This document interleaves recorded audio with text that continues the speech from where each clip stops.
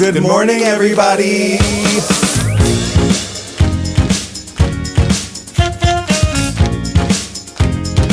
Wake up. Wake up, wake up.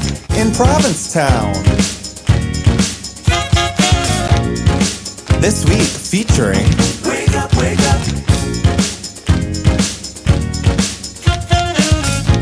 Can I have some coffee?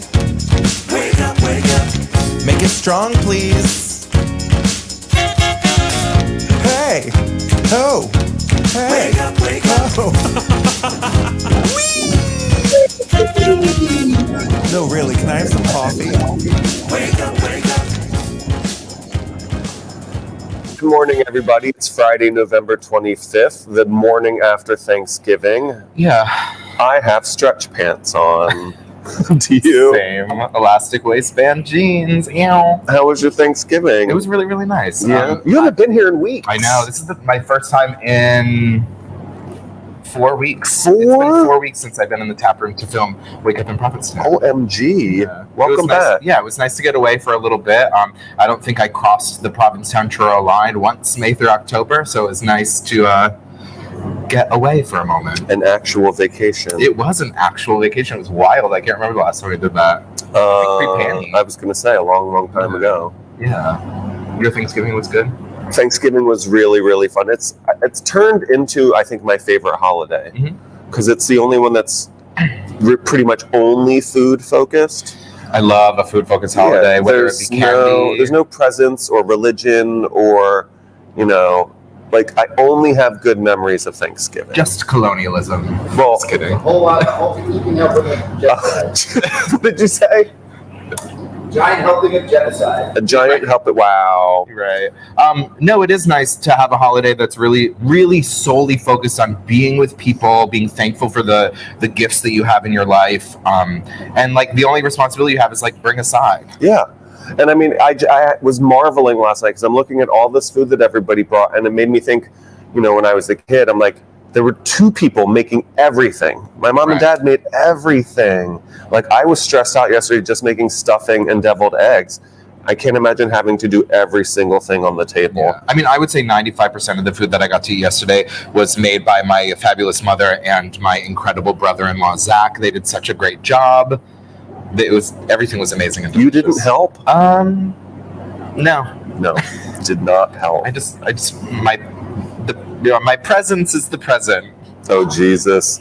What's your favorite side dish? Mashed potatoes. Really? Well, the thing for me is like honestly, it's been a tough week for my body over the past few weeks with being in New Orleans. Then I'm still Miami. Not right after New Orleans. Either. Like just the way you eat in New Orleans because of you're in New Orleans, and then I went to Miami and Key West, and then I came back here, didn't treat my body well for a few days, and then straight to Thanksgiving. And the thing about Thanksgiving is you take a little of everything on the plate, on like every little dish, and for me, it's like I start with my favorites. Yeah. So it's like, ooh, the turkey and the stuffing and the mashed potatoes, and then I'm full, and then I'm like, whoops, I didn't have any of the green beans, Brussels sprouts, mashed yams. We were all standing in the kitchen while the turkey was finishing up, and everybody had brought their appetizers. There were raw well-filleted oysters. There were grilled oysters that Amber and Mike had put. It was like leeks, heavy cream, panko breadcrumbs. I want to say some sort of bacon product. They were the best cooked oysters I've ever had in my life. And Jen had made stuffed clams. I made these crab-topped deviled eggs. Clay brought his bacon jam. Ooh, Clay does make a good bacon A really good bacon jam. And there was a mushroom walnut pate, vegetarian, but not vegan.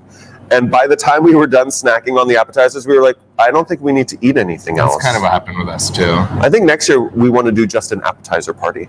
That's cute. Forget the turkey. Forget all those. Forget the big sit-down, big... But I mean, that's the best part. No, I know. Like the green bean casserole, I love it. Yeah. Like the really creamy, mushroomy. It's like this. It's like everything bad for you, but there's green beans. Right, literally.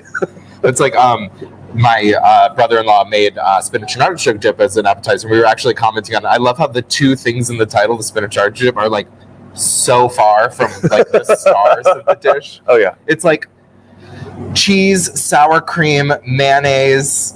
And then but we put spinach in it. We'll call it spinach but dip. It's not even green. Like you shouldn't even call it spinach dip. I did read, I saw someone tweet that they worked in a restaurant and this woman ordered cheddar broccoli soup and he accidentally served her a thing of spinach and artichoke dip and she ate it with a spoon and then said it was her favorite soup she'd ever had in her life.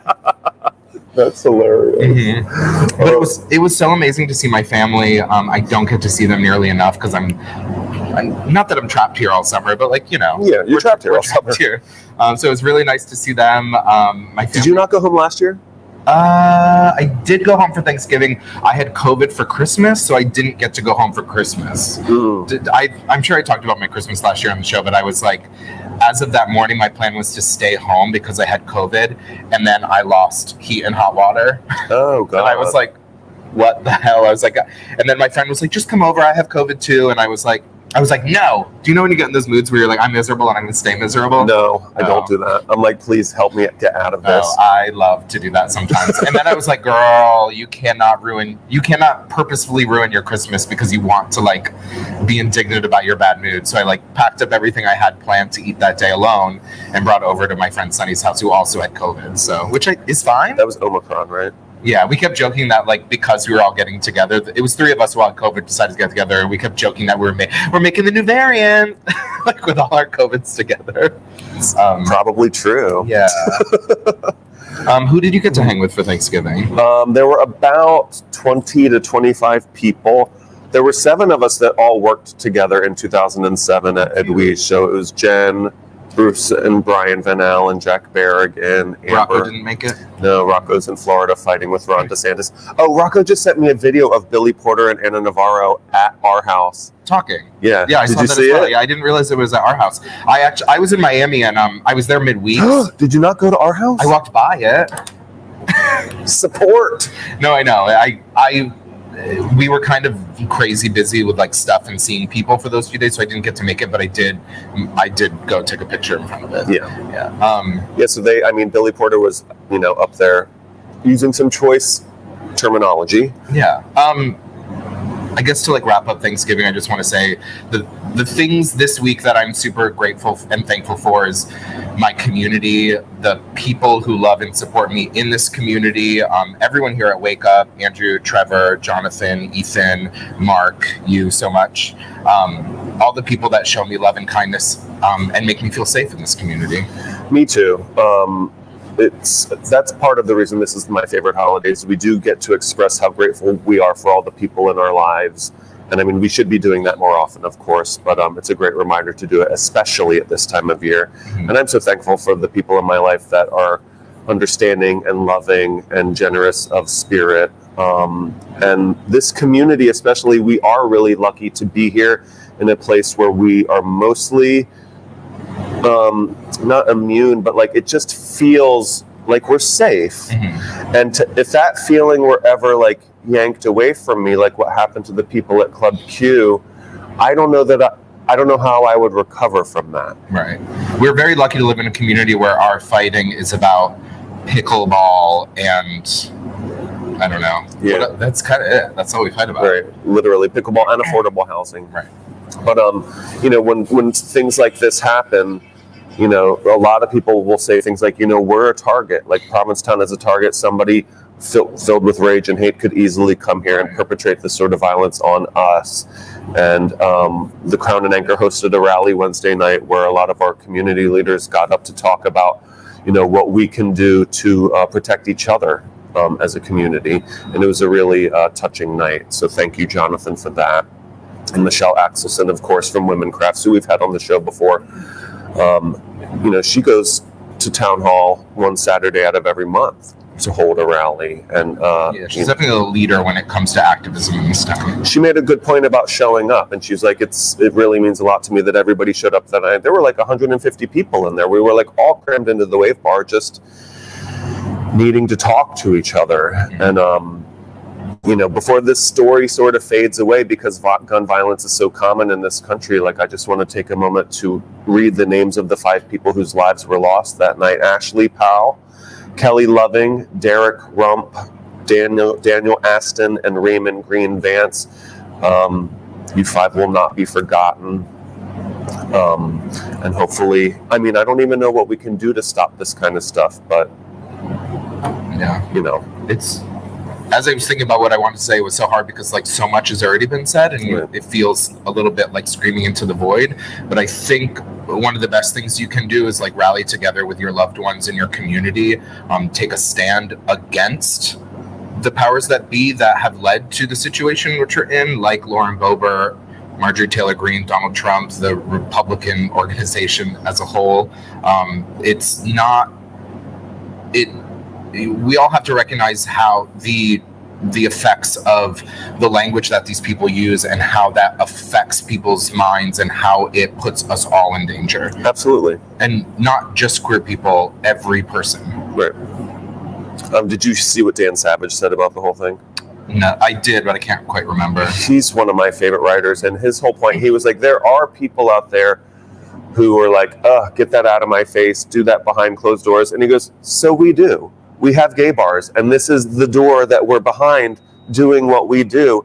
And then you come in here and shoot us dead anyway. Right. He's like, it's not even enough to do things behind closed doors. There are people out there that don't want us to exist at all. Right. And it's important for everybody who has a gay friend or family member to remember that. Like, every time I leave town, I feel like I have to be on high alert. Right. You know, like I walk around here like, you know, it's no big thing. You're just walking around like, who cares? You don't have to feel like scared ever. Mm-hmm. And out there in the rest of the world, you do. We do. I would love to know what it's like to just walk down the street in a city that I'm not that familiar with and not have to be afraid that somebody might bash my skull in because of my gay face. You know? No, yeah. It's scary. The biggest frustration I have is the idea that the people that feel like, oh, we don't, like, even the like seemingly innocuous people who are like, oh, I don't agree with it. It's Right. like, that's just, not that that's just as dangerous, but it is just as harmful. Right. It's this like casual, it's like this casualness of acting like it's okay to have an opinion about it. Mhm. Like, those people feel like there's two sides to this coin, and it's like them over here not agreeing with the gay lifestyle, or like, oh, it's because of my religion, or hate the sin, not the sinner, and then that they feel like me living my life is a rebuttal. Right. And it's not. I don't give a fuck what they think. I don't care what they think. I don't care what they say. I'm here living my life, and that is entirely separate of you and your opinion, and I don't fucking need it. You know what I mean? Yeah. I'm getting to the I've been at the point where like I don't want tolerance. I don't feel like I'm something to be tolerated. I don't want, and it's not that I don't want acceptance, but like I don't care if I'm accepted or not. I want to be left alone. I want to be left alone to live my life the way in which I'm leaving other people alone to live their lives. Right. As long as there is no harm in that. There is no harm in the way that I live my life, and there is harm in the way that they live their lives, because they're using their words to condemn other people that are living their lives entirely separate from them. And that is bad. That's problematic, and it is putting people in danger. Yeah, like, why can't we just live our lives? Like, in here we can, but literally, you know, an hour down the road, you can't just be yourself. Right. You have to like kind of constrict your behavior and not live fully. Mm-hmm. And as much as I'm grateful that we get to do that here, I don't think this should be the only place that we get to do that. I'm like, why do I have to stay ensconced in my happy little bubble? Mm-hmm. I should be able to go anywhere, Right. but I can't. And it's also so many, I mean, it's easy, and I'm also one of these people who feels like we are safe. Obviously, recent events, and not even recent events, the events of the last however many years we're having the realization that we're not quite as safe as we thought we were. But it's also like, you think about of the percentage of landmass in which we are allowed to live safely Mhm. is like 1%. Tiny. Yeah. So tiny. It's like even like on this recent vacation, like I was in Miami, and obviously I felt fine walking around in a mesh tank top on South Beach, but then we later stayed in Homestead, and not to critique the people that live there, but like I didn't feel safe the 20-minute drive away. Right. And it's like Key West is a weird place. It's considered like this gay mecca, even though it doesn't quite feel like one anymore. There's like we have our t-shirt shops, they have theirs, but the ones being sold pinned up on the door where ours are like, I have a ketchup on my ketchup. Theirs are like, are political and not political shirts that we would buy. You know what I Right. mean? It felt jarring. Like there's a violence in those kind of ideas. Mhm. Like you're selling a T-shirt that is criticizing Nancy Pelosi, and it's like you realize there was an attempt at her life, which injured her partner. Like Right. there's violence in that. I think it's time for people who are alleged or supposed allies to put your money where your mouth is and speak up. Like it's on all of us to. If you see something like that, if you hear somebody saying some like shit about gay people, say something. Right. You know, like it's not okay. Right. And it's not only allies, it's people within our community. Like there are so many people who in the fight for equality and acceptance and tolerance, blah, blah, blah. Like I see people that it seems like they feel like they've reached a finish line. Right. And for me, it's like, even though I, as a white cis gay man, have seemingly reached the finish line of acceptance and tolerance, it's like, I'm not going to celebrate until all of my community crosses that finish line as well. And that is people of color, trans people, gender nonconforming people, anyone who wants to live their life separate of judgment and wants to live a life of safety as themselves are people that I want to fight for. Right. And I mean, the gay struggle has always been 2 steps forward, 1 step back. I mean, people might think we got it like that, but there's a long way to go, honestly. Right. So yeah, and I was at when I was in Key West, I was at a bar, and the gentleman who was hosting the event, he spoke often about how younger people need to be thankful of the previous generations because of all the work they've done. And then he made a point, but he's like, there's still work to be done. We need to support women in their rights as well. And I was like, not that it just felt like a glaring omission of the people within our community that we also need to be supporting. It's like, obviously we need to be supporting women and ourselves and everyone in our community, but I feel like a lot of people, when they speak on those issues, obviously I'm so grateful of the work that has been done to allow me to be in a space where I feel safe, and so much of the world, obviously not enough, but so much of the world in which I feel safe, but there's still so much work to be done, and sometimes I feel like those kind of statements miss the point that we all should be working as well. Mm-hmm. So that's our soapbox. Yeah.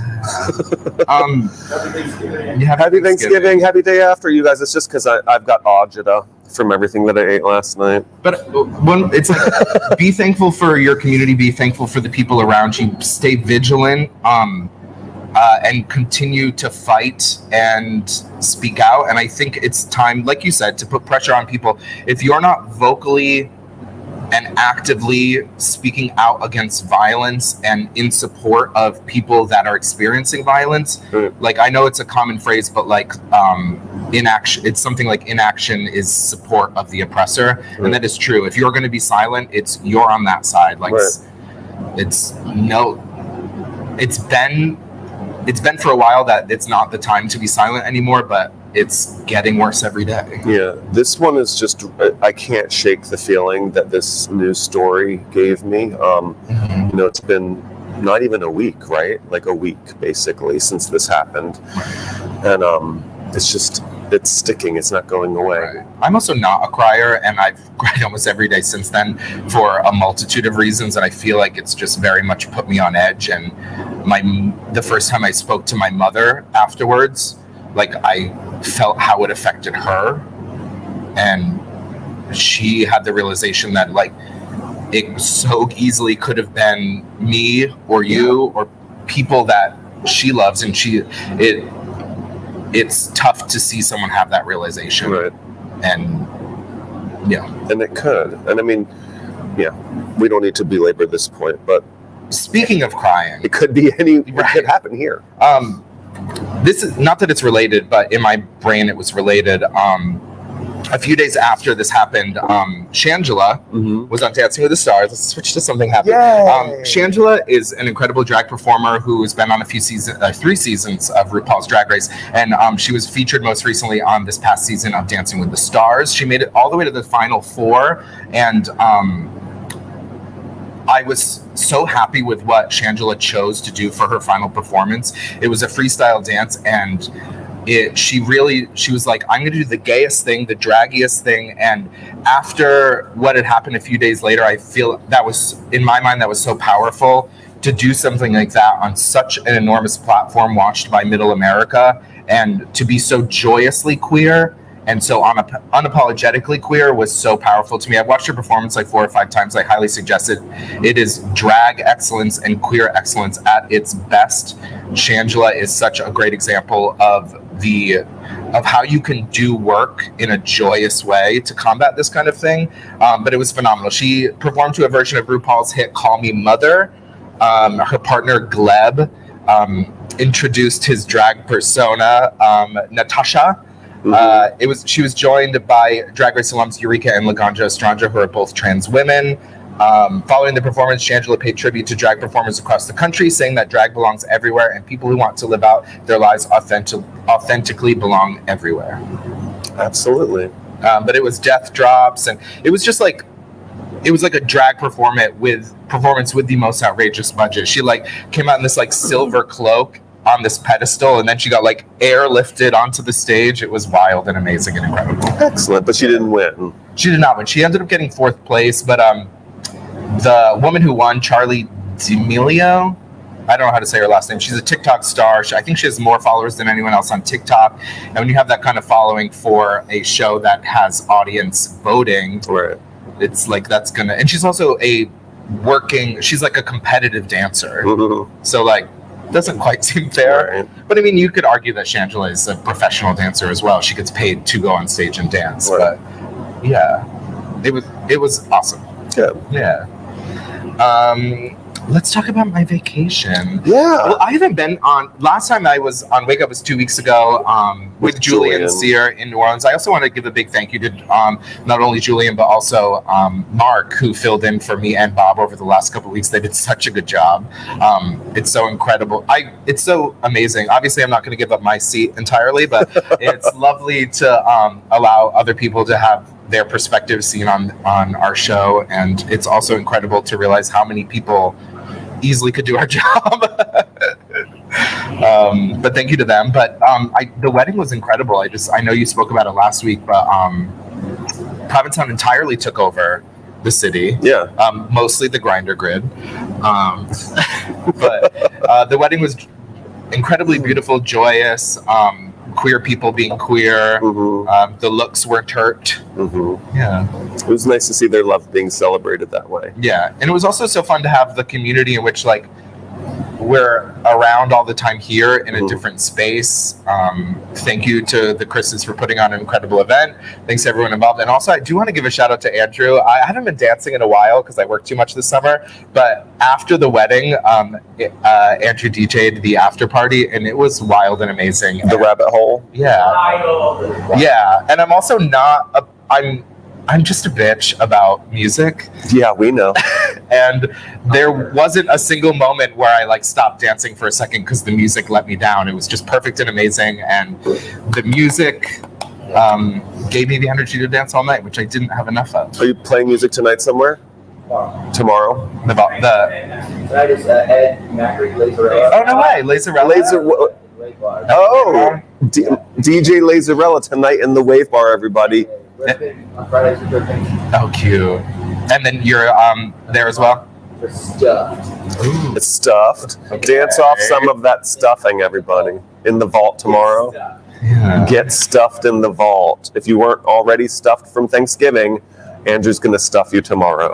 Yikes. Take some Metamucil first. Oh my God. It's awfully early for this kind of talk, gentlemen. No, that was I'm doing a Friendsgiving on Sunday for a friend's birthday, and they were like, hey, can everyone bring a side? I was like, I'm going to bring Metamucil as my side.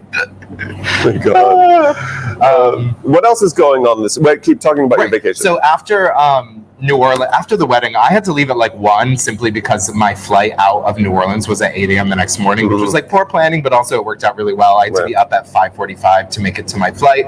So I headed home, got a few hours of sleep, and then we headed down to Miami with my friend Benji. We stayed 3 nights at the Gathering, which I cannot speak highly enough.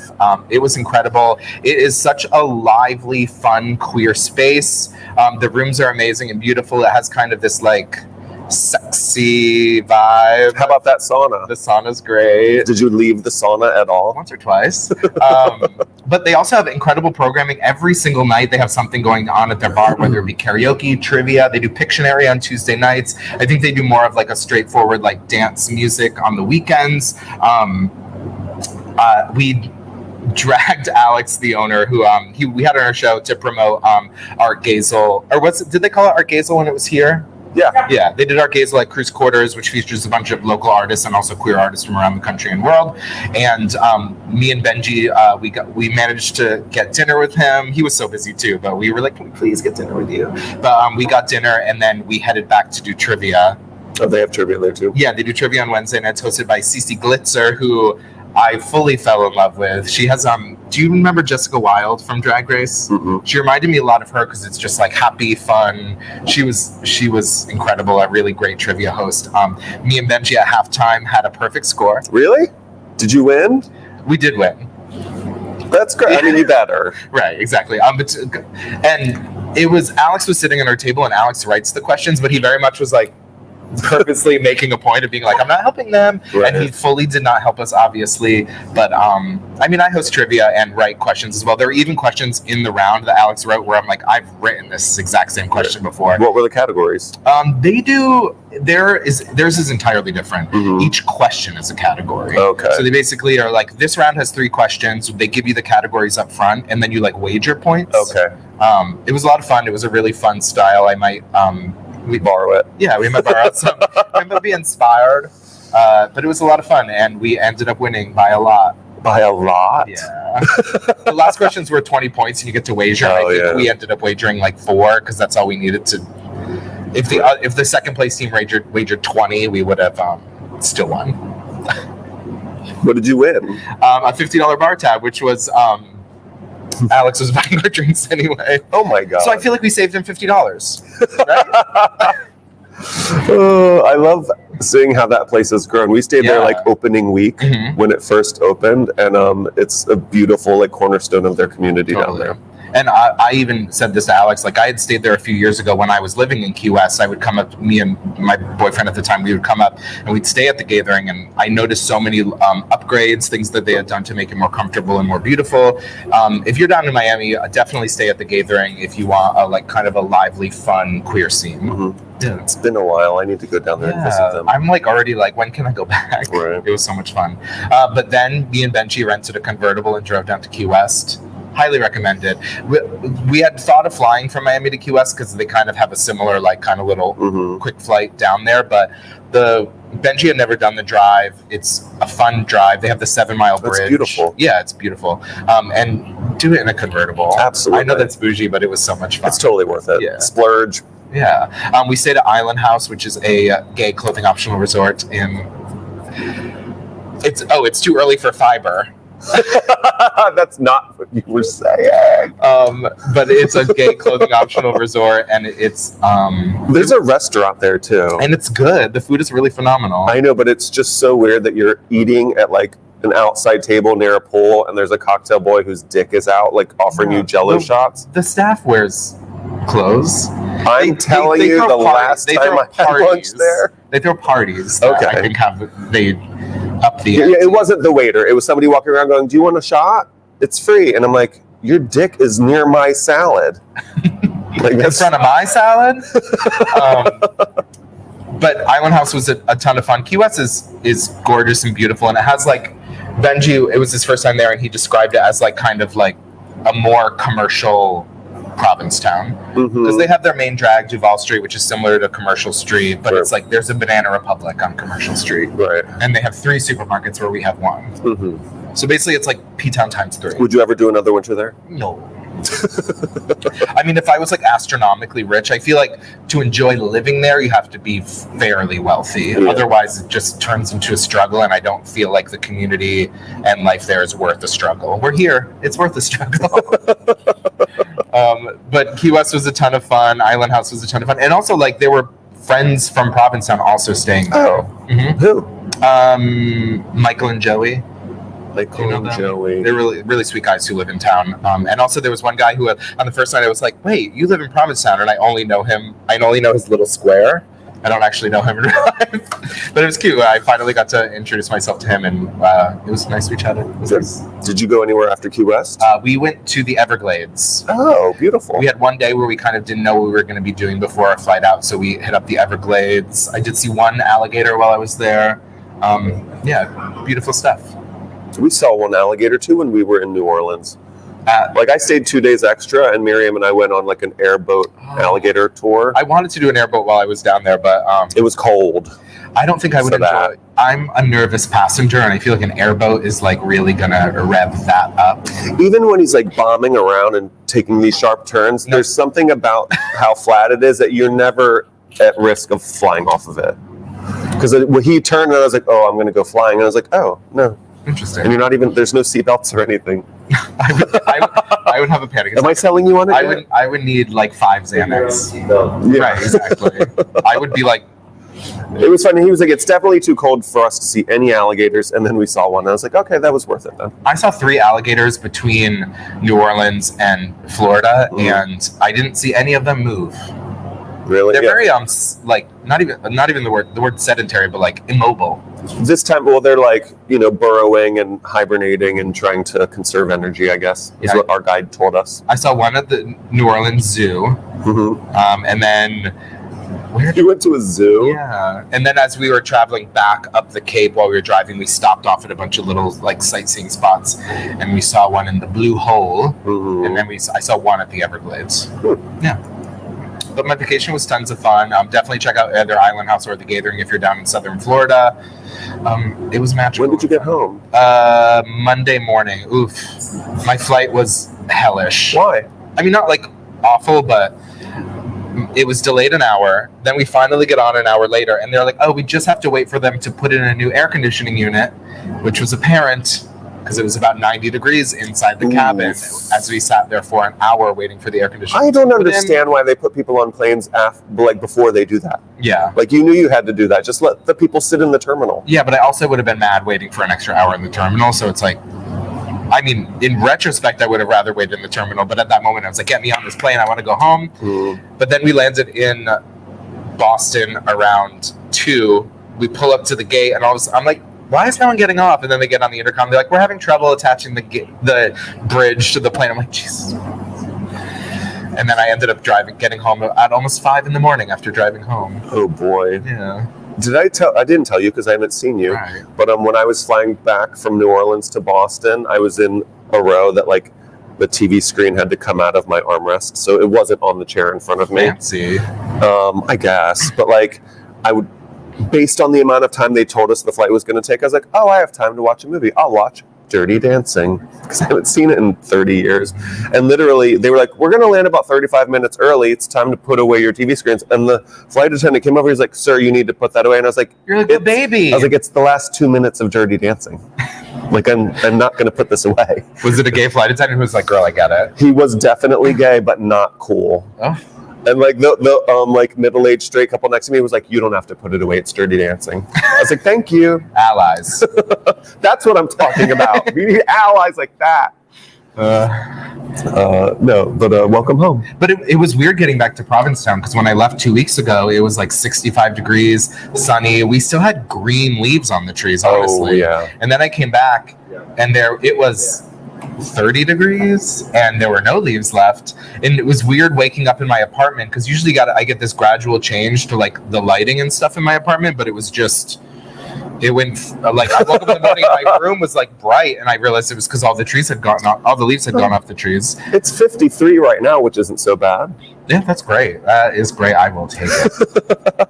Oh, it says it might rain today. But it was jarring skipping that transition and just coming back and being like, wow, not that no one's here, but like Well, driving from our house to Jen and Ian's house yesterday for Thanksgiving, we passed 0 cars and 0 people on Bradford Street. And Peter was like, it's happened. Yeah. Like overnight, somebody flips a switch to off. Right. But also people are still here. Oh, absolutely. We're still going out. We're still partying, dancing, having fun. There's a lot to do this weekend, by the way. Yeah, tomorrow is Pink Friday. Are you showing that video? You can? Yeah, show the video. Show them. Hey, it's the Pink Lady here. Provincetown needs you this holiday. Come see us November 25th. It's Pink Friday. Do your holiday shopping and find some great, amazing deals at our fabulous stores. Check out ptown.org and you'll see what I'm talking about. So this is Pink Friday right now today, what the rest of the country calls Black Friday, I think. Oh, right. Yeah, they, where the heteronormatives are stampeding each other at Walmarts, we're encouraging you to come to Provincetown and spend your gay dollar on Pink Friday. Yeah. There's deals all around town. I think the winter markets are getting set up as we speak. It's one of my favorite times of the year. Me too. And also this year, the Canteen Holiday Market has branched out to the Crown and Anchor. Oh, killer. And today is the first day of it. So come and buy some like locally made, locally sourced goods. I know Jen White's going to be out there with her Flotsam and Jetsam candles. And also, we're going to play a game later where we're going to give away a Flotsam and Jetsam candle right here live on air. No way. We're not mailing it to you. You do have to come here and pick it up at the Provincetown Brewing Company, 141 Barbara Street. Certain restrictions apply. Yeah. I'm also going to try and get together my Provincetown holiday gift guide for next Friday. Oh, good. Yeah. Oh, also, next Friday we have on this show the cast of the play that they're doing at the Provincetown Theater. Vamp for me for a second. Well, we forgot to tell you, and sorry to break the news this late into the show if you're waiting for someone else to talk. It'll just be us today. It's Thanksgiving. Did everyone just tune out? Everyone, just our viewership plummeted. We're running on not a skeleton crew. We still have Andrew and Jonathan in house, but a lot of people are out of town, and we just decided it'll just be us rambling. For we were going to take the day off, and then we were like, in light of everything that's happened this week, we just thought it was important to be here and see each other and try to spread a little joy. Yeah. So the play that's at the theater right now is Cheryl Strayed's Tiny Beautiful Things, it's a book adapted for the stage by Nia Vardalos, who you may remember from My Big Fat Greek Wedding. And it's playing this weekend. So if you're in town and in the mood for a wonderful theatrical experience, you can go over to the Provincetown Theater. I do believe next weekend is closing weekend of it. So it'll be fun to talk to the cast then before they finish things up. Next weekend's also Holly Folly. Next weekend is Holly Folly. Tons of stuff going on. I know they're doing a big show at Town Hall. Who is it? I'm sure Sandy Claus will be running around. Two shows at Town Hall? Wow. You know who's at Town Hall on New Year's Eve? No. Christine Ebersol. No way. Do you know who that is? Yeah. So I am not that familiar with her work, but the other night, Peter and I were like, let's watch a movie, and we rented Licorice Pizza. Oh, yeah. How was that? I love P.T. Anderson. I love everything that he does. But there's a character who's like this older showbiz lady who works with kids a lot, and she was so funny and hilarious, and it was such a scene-stealing moment that I was like, who is that? I'm like, that actress is amazing, and I need to know more about her. And come to find out, it's somebody that's coming to Town Hall New Year's Eve. Oh, that's awesome. She was so good in this movie. You have to watch it. I love Haim. Really, the band. Yeah, they're a band of 3 sisters. Their music is really incredible. It's kind of like folky rock pop, Mm-hmm. I would say. Yeah, but beautiful harmonies. They're really amazing. But one of the women from Haim is Alana, the lead in that. Yes. Right? Yeah. It was her film debut. Yeah. Was she good? She was great. Good. And it was the guy's film debut too, who is the son of Philip Seymour Hoffman. Oh, no way. Cooper Hoffman. We love a Nepo baby. Stop. It was great. If you haven't seen it yet, watch it. Yeah.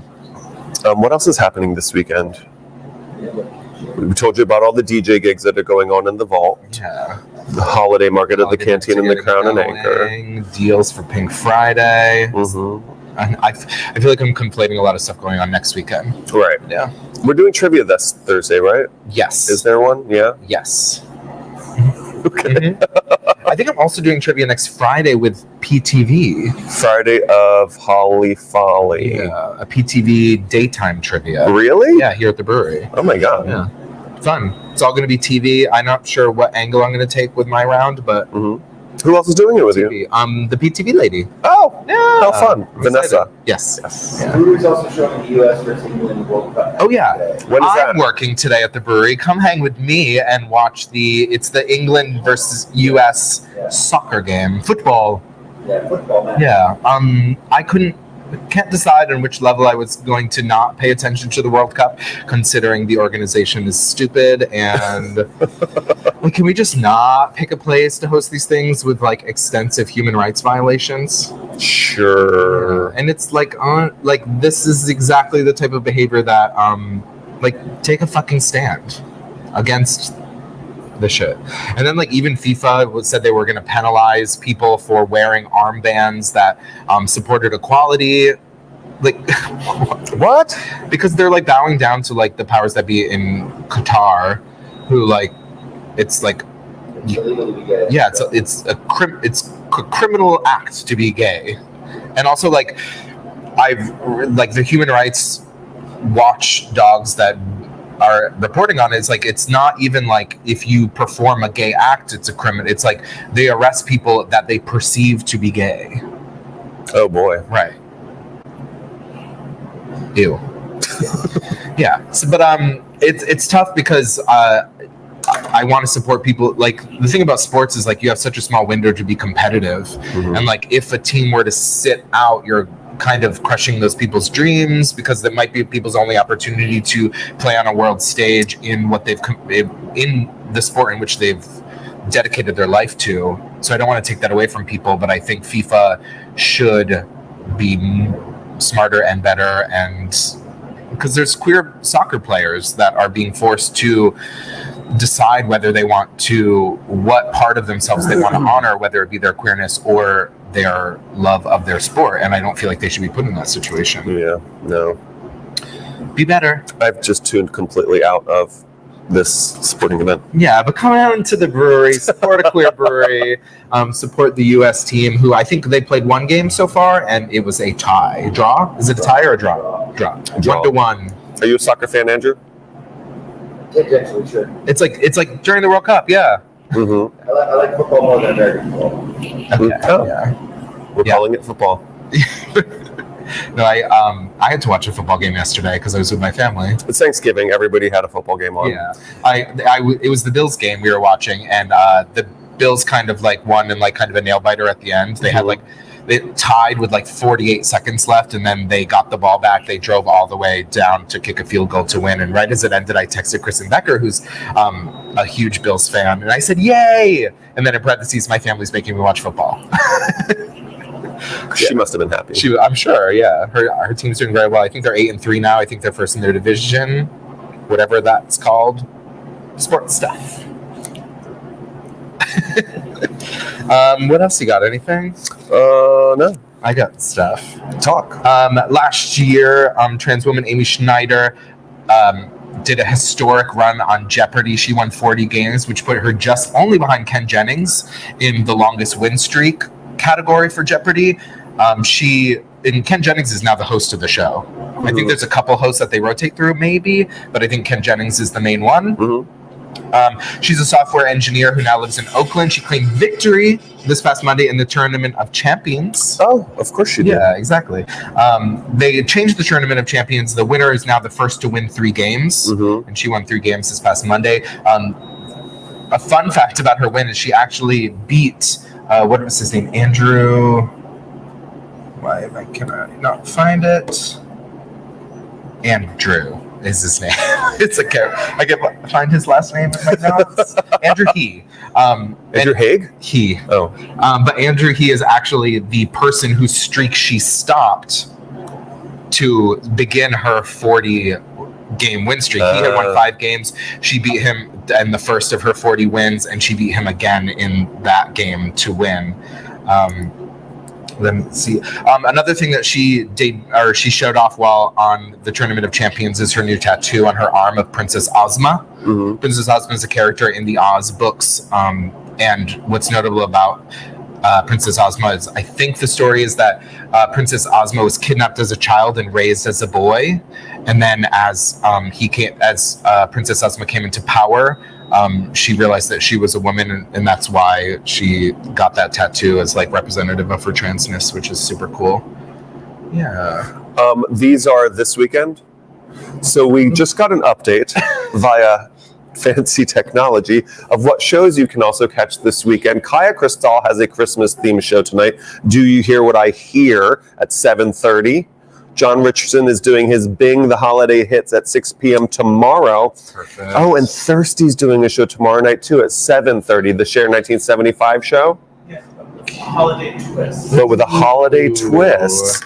Yeah, so our local performers are showing up and putting shows on for you. So do your shopping here. Come catch some shows. It's basically like we're getting 2 weekends of Holly Folly. Right. I love that. Are you going to sing Rosie's part in the Rosie and Cher Christmas duet? That's a name. Yeah, Rosie did a holiday album. And yeah, Rosie O'Donnell did a holiday album in which each track featured a different artist, and they covered Christmas songs. And Rosie and Cher do a song together. I can't remember. You have to do it. Jonathan's doing this. I'm watching a phone. It's also it's featured on the brewery Christmas playlist that I put together last year. Mm-hmm. It's a short 20-song super gay Christmas playlist. I'll make Trevor post it on our Instagram account. Yeah, it's cute. It's fun. You have to, Jonathan. I can't wait to hear Kaya do just the Whitney version of Do You Hear What I Hear? I hope it's just an hour of her doing Do You Hear What I Hear? Over and over again. I would be happy. I'd pay $100 million to see that. If you want to find out if that's what she does, come to the Crown and Anchor tonight at 7:30. Right. Local news? Local news? Oh, yeah. Oh, my God. Mata Field. They're ready for you, pickleball. So pickleball courts have been lined at Mata Field. The project was finished early due to unseasonably warm weather this past October. There are 3 tennis courts at Mata Field. They've all been relined, sealed, repainted, but 2 out of the 3 tennis courts have been lined with pickleball courts, which creates 4 pickleball courts as they are half the size of a tennis court. And they're going to follow the same time guidelines as other pickleball courts in town. I think it's 9 a.m. to 5 p.m. Mm-hmm. I think 9 a.m. in a town where most of the residents are restaurant workers is egregious, but whatever. One of the courts is going to remain just tennis, and also there's somehow in the scheduling they're making it's going to be like half pickleball, half tennis in the other courts. What? From what I ascertained from the article I read in the Provincetown Independent, which is amazing, get your subscription now. It said that basically pickleball can only be played in the morning or evening, alternating with tennis. Okay. So like on any given day, it'll be pickleball in the morning, tennis at night, or tennis in the afternoon, or vice versa. Gotcha. Yeah. Oh man, I see some Yeah. Who's mad? I see some fights. Yeah. It's pickleball's day. No, it's tennis. Against like the one tennis player. Are there? Hey, No. there's lots. Are there? There's a whole tennis club here. That's probably going to turn into a pickleball club. No. It's happening all over the country. Tennis clubs are turning into pickleball clubs. They're taking over. No, but I think it's great. People love it. Everyone who plays. It's a cult. Get out now. You're in a cult. Call your dad. It's serious. That's great though. I mean, it's active. I hope that there can be a compromise in which makes everyone happy. There's no such thing as a compromise that makes everybody happy in any disagreement. Somebody's always less happy than the other person. Did anybody go to that Mata Field meeting where they were like, let's all go and talk about what we're going to put on Mata Field?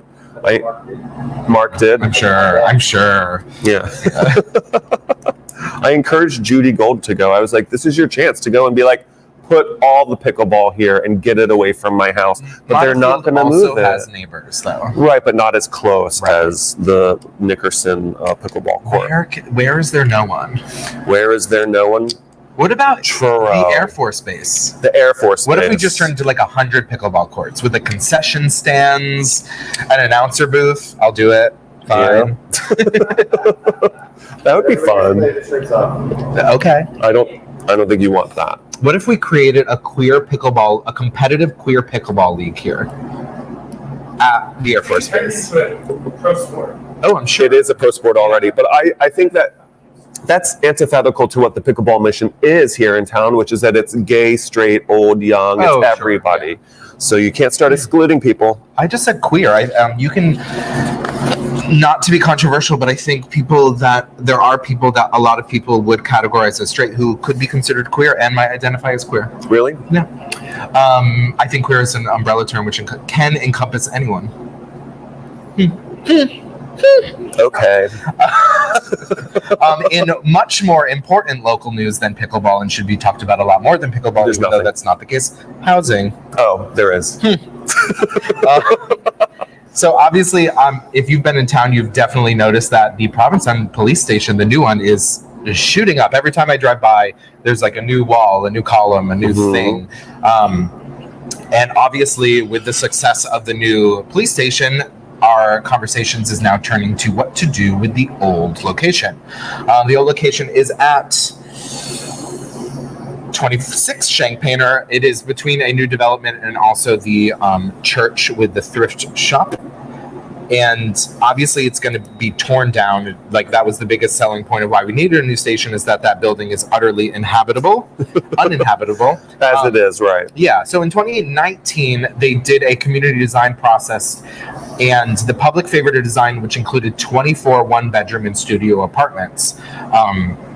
There was talk about how that might be difficult to attract a developer who would be willing to produce that type of thing, because that might not be a moneymaker. But after last town meeting, town voters did approve a new zoning bylaw that would allow 4 stories on the Shank-Painter corridor and like slight other places around there. And the plans have been reworked to potentially accommodate up to 36 units. Wow. Which, because of the increase in units, it might be easier to attract a developer to create these units, because there's more of an opportunity for profit. Obviously, there's talk of making these affordable units. There's talk of how it can be mixed, because the thing about affordable is the gap between affordable and ownership in Provincetown is so wide. There's such a large swath of people that are kind of left out of the housing conversation. I think it's $60,000 annual income to be approved for affordable housing in town, and if you make $80,000, that doesn't mean you are comfortable living in Provincetown. So those kind of people get left out a little.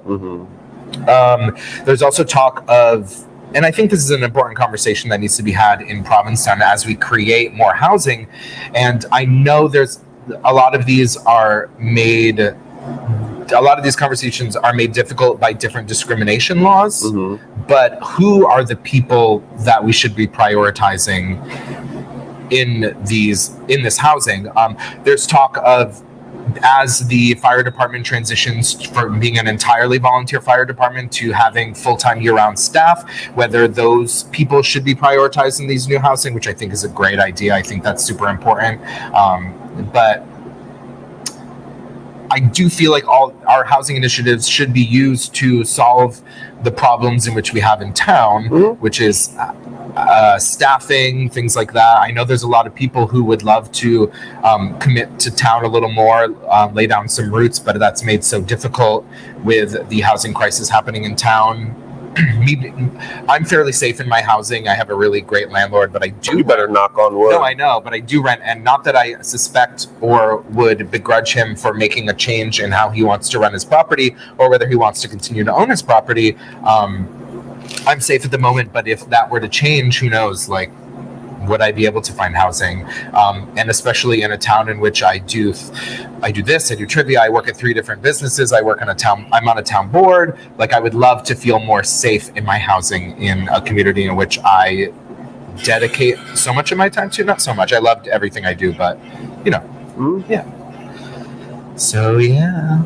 So just stay tuned to the developments in this and all the housing projects happening all over town. It's important to stay abreast in the decisions being made, because people have different priorities, and I feel like it's, especially when we have a select board of 5 making a lot of these decisions, it's important to know their stances on it and to let them know your stance on it. Is that it for local news? Yeah. Before we play this game, watch this minute and a half of Thanksgiving last night while I Google a monologue for you real quick.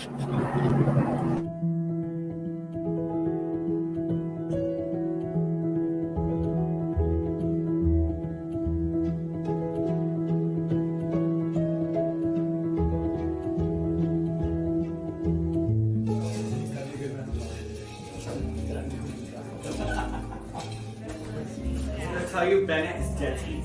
Why? Clay, get it. Get it, Clay. She's posing. Get the picture. It's really heavy! It's so fucking heavy! Tilt it forward. Pretend like you're gonna drop it. I think I am gonna drop it. Wait a minute, what is this? What? Happy Thanksgiving. There's plenty, it's not like anything's really missing. I was like, it's some of these things are surprising me.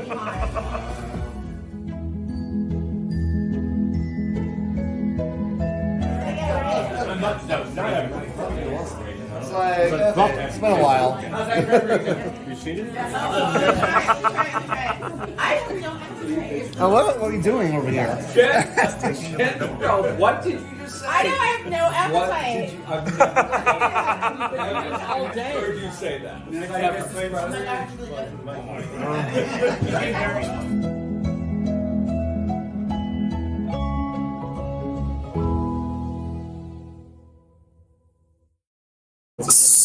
Stuffed featuring Andrew Haig in the vault. That was a nice segue, wasn't it, Andrew? I hope you guys all had as much fun as we did last night at Thanksgiving. Thank you to Jen and Ian for hosting once again. So this game is called For Your Consideration. We're going to... What? Yeah. Yes, they're going to call Harry's phone number, which is... 617-676-7597. It's somewhere around here. The first person to call in and guess the movie that this iconic monologue is from is going to win a Flotsam and Jetsam candle that you can pick up here at the Provincetown Brewing Company today. Ready? Yeah. I'm fine. I'm fine. I'm fine. I'm fine! I could jog all the way to Texas and back, but my daughter can't. She never could. Oh, God. I'm so mad. I don't know what to do. I want to know why. I want to know why Shelby's life is over. I want to know how that baby will ever know how wonderful his mother was. Will he ever know what she went through for him? Oh, God, I want to know why! Thank you. No. Answer. Wait, I hear somebody. I know.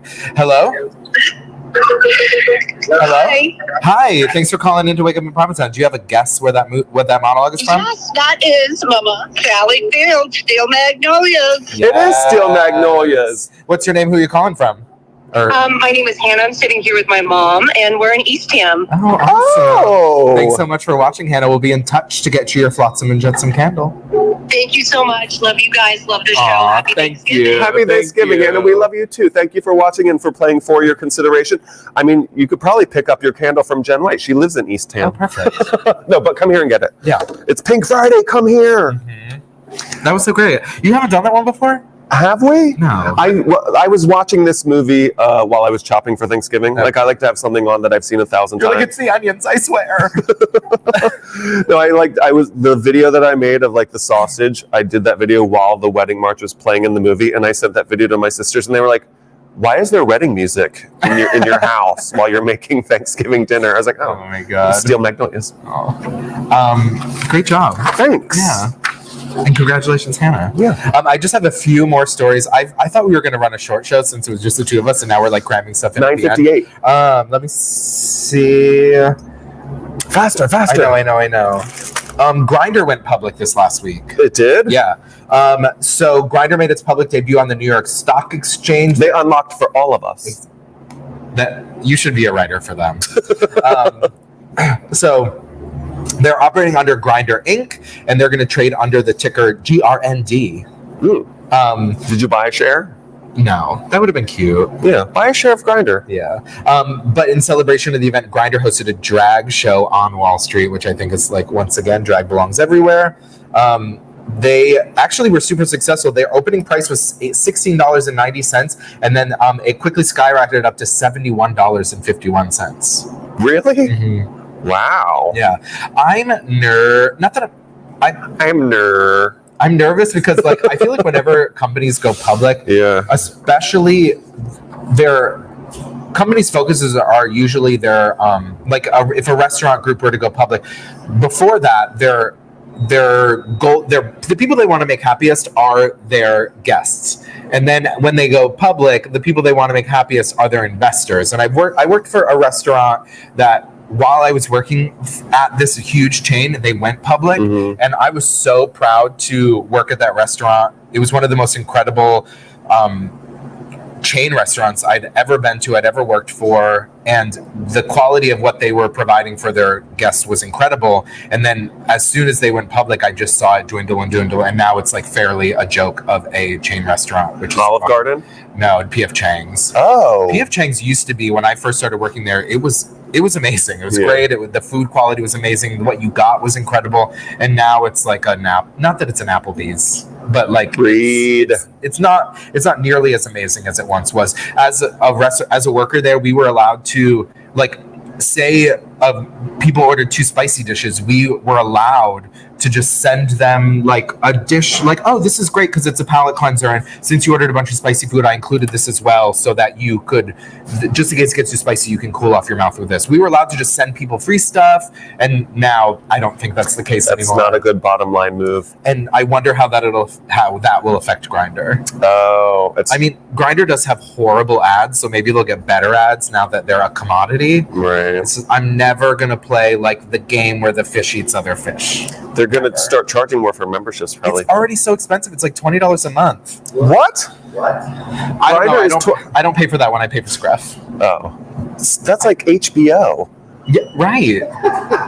That's for $20 a month is ridiculous. Yeah. Okay, I have one more story. I'm cutting a few. I'm so sorry. Randy Rainbow got a Grammy nomination. Yeah. Congratulations, Randy. Yeah, that's awesome. That's the one I'm cutting, but congrats. If you're all over Instagram, hi Nicole. Happy Thanksgiving. I'm thankful for you. Thank you. I missed you. Which side? Yes. So, if you're on Instagram, you've probably seen this past week, I saw a lot of my friends sharing this image of this man who they were trying to track down, as he had committed allegedly 3 or 4 incidences in which he threw a brick through a Brooklyn gay bar window. The bar is called Verse, VERS. Owned by Jonathan's very best friend, Aiden. No way. Yeah. Oh, awesome. I'm sorry to hear that he had to deal with this, but so the man was tracked down. His name is Sean Cullen. I'm going to guess it's pronounced Kuilan. He's 34 years old, and he was charged with criminal mischief, reckless endangerment, and also criminal possession of a weapon. He was charged for 3 of the 4 incidences. I'm not sure why that was, but I'm sure some sort of legality. All 4 of the incidents took place over the last 2 weeks. The NYPD investigators do not believe that the crimes were motivated by anti-gay hatred, but rather a personal issue a friend of the attacker had with the nightclub. This is a quote from the investigator. Basically, what he says is he knows a girl who had a problem with one of the guys in the bar, and he was exacting revenge. Obviously, he was asked a ton of questions by reporters as he was doing his perp walk, but he didn't offer a lot of responses, but one of the responses he said he's gay himself, and also it was about something personal. He goes by the moniker Paper Kid. I don't know. Let's leave you guys on a happy note. Yeah. We want to congratulate our friend Murray Bartlett, who was just named GQ, or the Man of the Year by GQ Australia. If you happen to have a copy of that magazine, we want it. But I want him to be sexiest Man of the Year on People. Oh, and also that Chippendale show just started. Oh, it did? Yeah. Yeah, it's on Hulu.